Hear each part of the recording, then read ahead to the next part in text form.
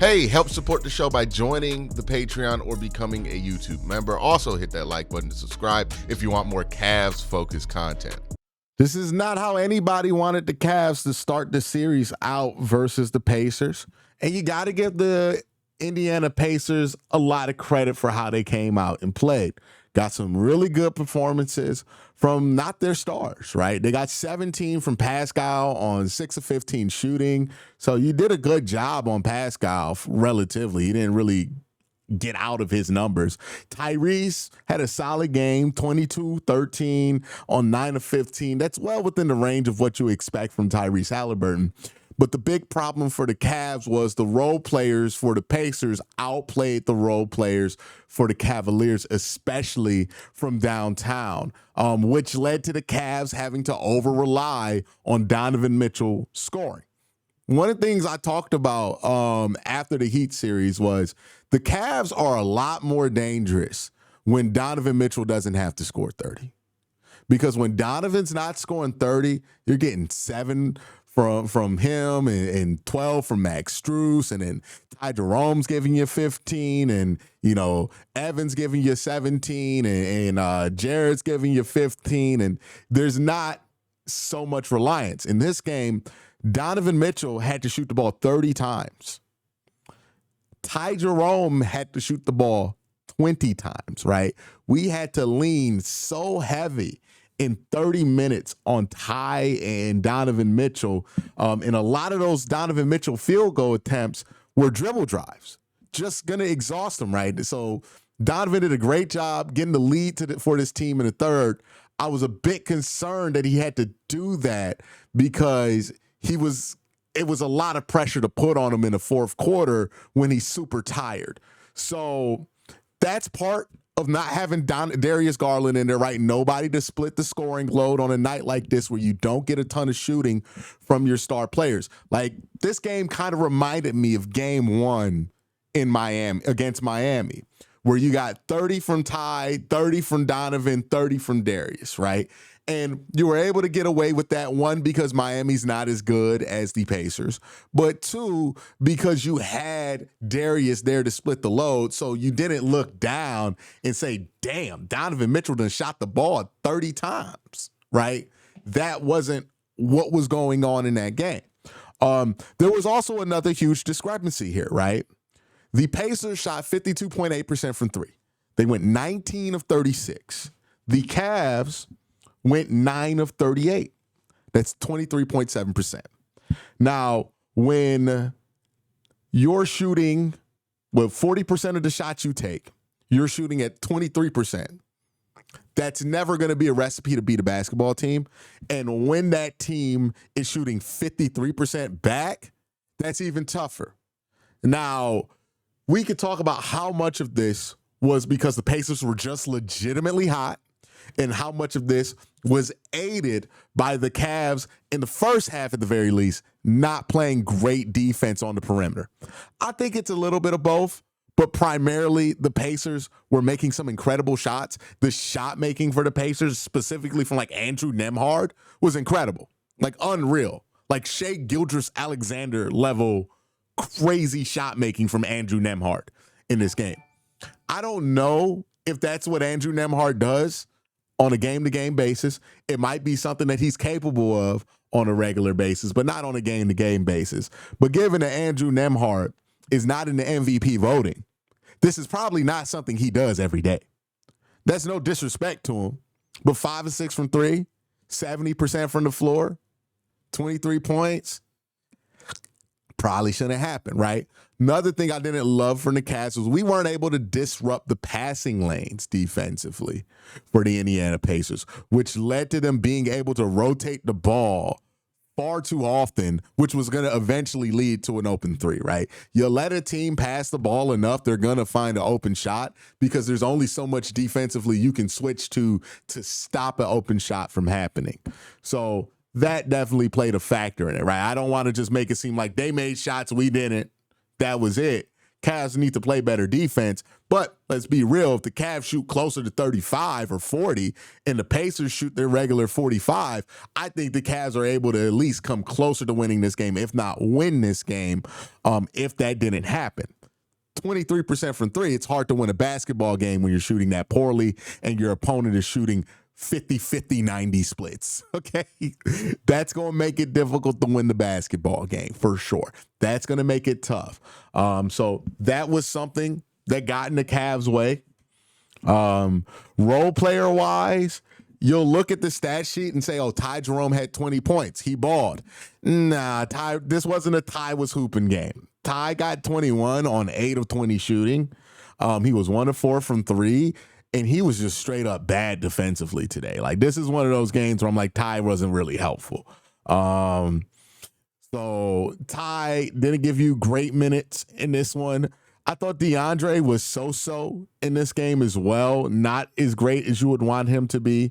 Isaac was fine defensively, but a liability offensively. Went 1 of 4 from the floor, missed 2 wide open threes. Is what it is, right?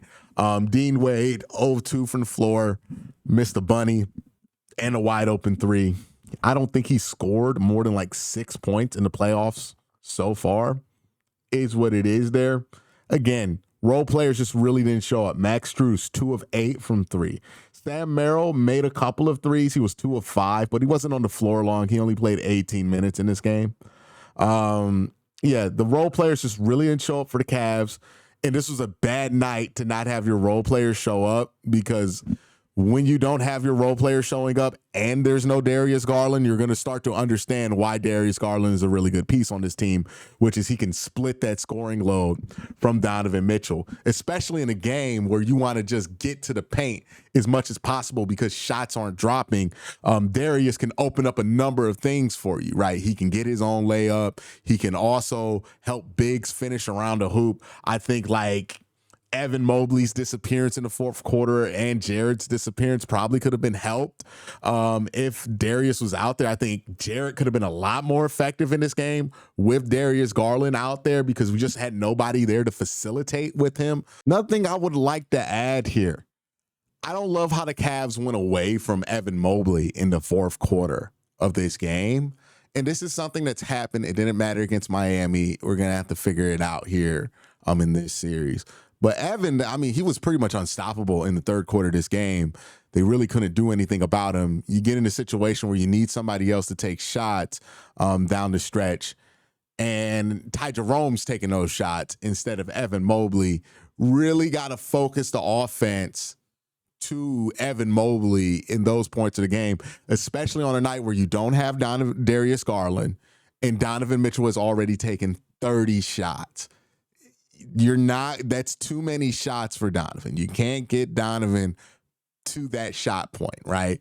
Got to have somebody take off the load. I thought Evan could have been somebody who helped share the scoring load with Donovan, but they just didn't go to that in the fourth quarter for whatever reason. And I think that was harmful. Tony Pesta on Twitter brought up the point that Kenny probably made a mistake going back to double big in the fourth quarter. I think that's true, too. I don't think the double big lineup was really that effective, especially when you don't have a point guard like Darius in there to distribute the ball to the bigs offensively to make them count there, right? Not a ton of alley-oops or lob opportunities for the Cavs in this game.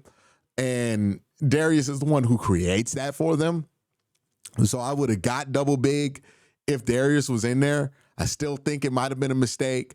That was Kenny's first big oopsie. I would agree with Tony Pesta there.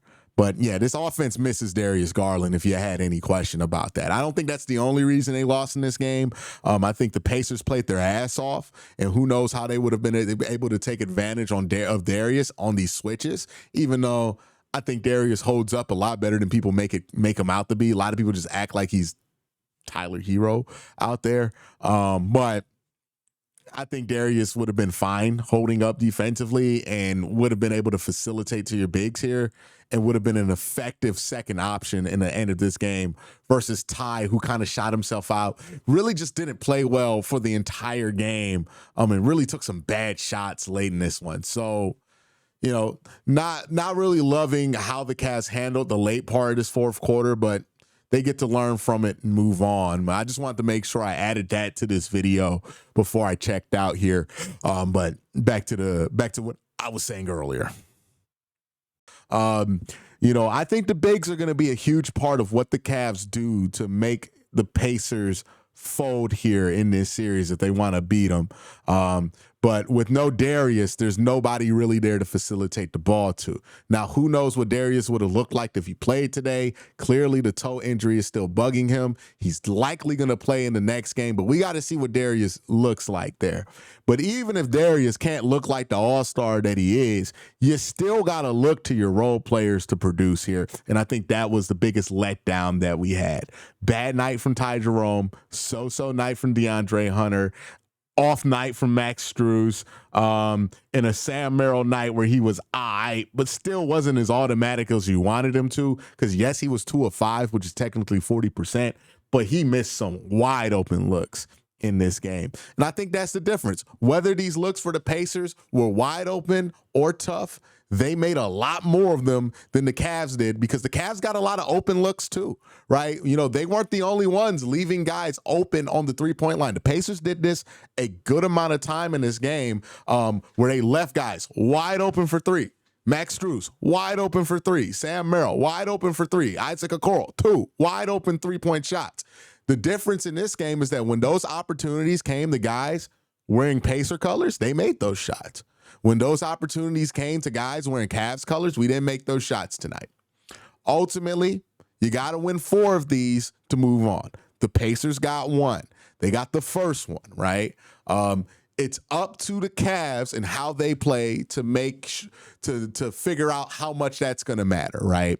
If the Cavs come out, get game 2, steal game 3 from the Pacers, all of a sudden losing game 1, not that big of a deal, especially if you can get game 4, right?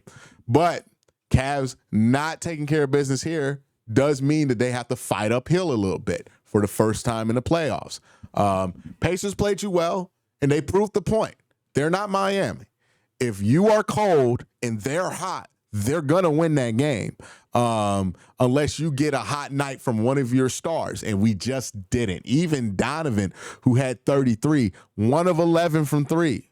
Not the first time he's done that in this series. He did that against Miami. Didn't matter, right? Miami couldn't take advantage of it. The Pacers can. So there's going to be less room for error in this series, obviously, than there was in the Miami one. But that doesn't mean that the Cavs cannot take back home court advantage and swing this series in their favor. Indiana had control of this game basically from tip-off. Hats off to them. They did a hell of a job, and they made shots when it mattered. And they outplayed the Cavs at the end of this game, too. I think the Cavs looked pretty gassed. So credit to them for doing what needed to be done at the end of that game. They're no joke. They're not scrubs, obviously. But the Cavs, in order to win, got to shoot better than 23% from 3. Got to shoot better than 40% from the floor. Got to be able to match their efficiency. What the Cavs, did they get out-rebounded? Not really, 43-43. Assist-wise, they got beat by 5. You expect that when Darius isn't out there. Cavs got more steals, and the Cavs were even on turnovers. No, the Cavs had way less turnovers than the Pacers, right? Pacers 16 turnovers, Cavs 7. So you benefited from the turnover thing. I think that's what also helped this thing stay closer. There's a lot of different factors here, but I think Cavs need to make more shots. And they need to axe less from Donovan Mitchell offensively. And we saw when Darius isn't out there, your role players aren't making shots. That's where it matters that you have Darius Garland, the guy who can get you 25, 30 on any given night. But that being said, Cavs lose game 1. They got to go get game 2. Once they get game 2, you play game 3. We'll see if they can make game 3 matter. But the Pacers, made a statement against you today. They're not the Heat. We'll see how the Cavs respond to that statement for the rest of this series. But, you got to give your credit to the Pacers. Came in, played really well, had a really good night. Let's see how the Cavs respond.